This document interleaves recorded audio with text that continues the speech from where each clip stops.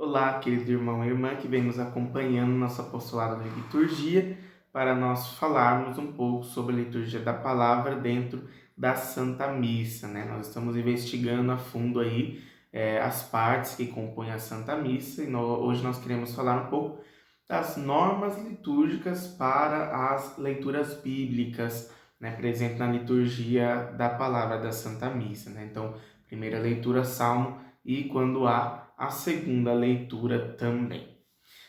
Muito bem, se você ainda não viu o vídeo anterior, recomendo que você volte para este vídeo e veja o vídeo parte 1, para que você possa então acompanhar um pouco da explicação de como é composto essas leituras bíblicas, né? Bom, mas se você já viu, bem-vindo, e vamos dizer a primeira coisa que se deve ter em mente da norma litúrgica.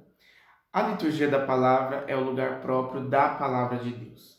Por isso, não se deve haver leituras que não sejam bíblicas dentro da liturgia da palavra.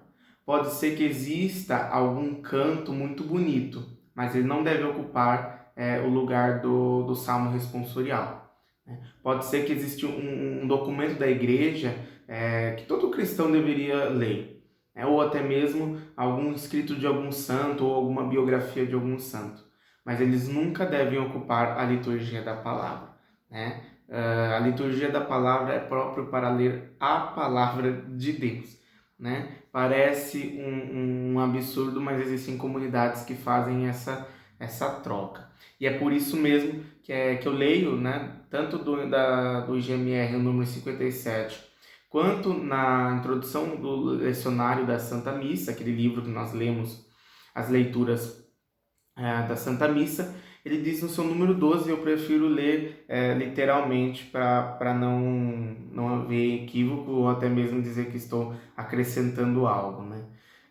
Não é permitido que na celebração da missa as leituras bíblicas, juntamente com os cânticos tirados da Sagrada Escritura, sejam suprimidas, nem abreviadas, nem coisa ainda mais grave, substituída por outras leituras não bíblicas. Isso significa que nós não podemos trocar as leituras, né, nem por outras leituras bíblicas, né? Então, se a igreja colocou para nós naquele dia aquela leitura, ela deve ser proclamada. Nem podemos recortar algum trecho apenas daquela leitura, né? Mas eu estou lendo aquela leitura que é recomendada. Tá, mas leia inteira.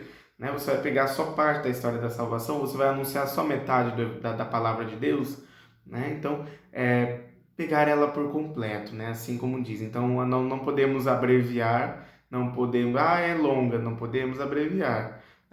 Não podemos trocar, nem que seja por outro texto bíblico, e muito mais grave ainda, não podemos trocar por algum texto que não é bíblico, né? Seja documento da igreja, algum canto muito lindo, bonito, alguma história de santo ou qualquer escrito de santo também. Bom, a liturgia da palavra, as leituras, ela tem um caráter ministerial. Isso significa que quem proclama as leituras é sempre um ministro e nunca o presidente da celebração, né? Isso é próprio do caráter da liturgia da palavra, né? Que deve ser lida sempre por um leitor, né? Então é sempre uma função ministerial. Aqui, claro, se tiver um leitor instituído, é ele quem proclama, se não, leitores ou ministros leigos dentro da equipe de liturgia, né? Brevemente escolhido, né? Anteriormente escolhido, né? Aqui, claro, é diferente o evangelho, nós chegaremos num outro vídeo nessa questão, porque aí sim pode ser feito pelo presidente da celebração, né? Mas tem uma certa diferença aí, peço que guardem um pouco.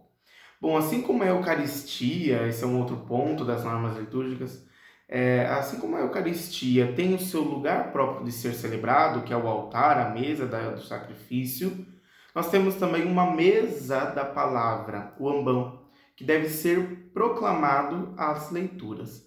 Não é feito de qualquer lugar, mas tem um lugar específico dentro da igreja, que é o ambão. e as leituras devem ser proclamadas dali, né? É isso que diz a introdução geral do Missal Romano no seu número 58. A celebração da missa com o povo, as leituras são sempre proferidas do ambão.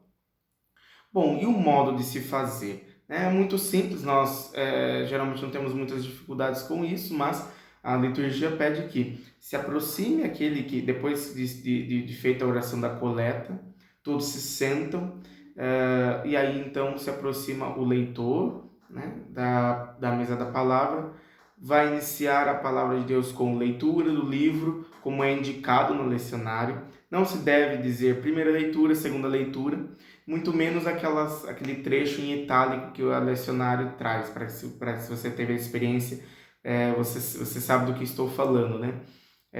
Mas deve-se iniciar a leitura por leitura do livro, e aí o livro que é feito, né? Por exemplo, leitura do livro do profeta Isaías, né? Leitura do livro de Cânticos, e assim por diante.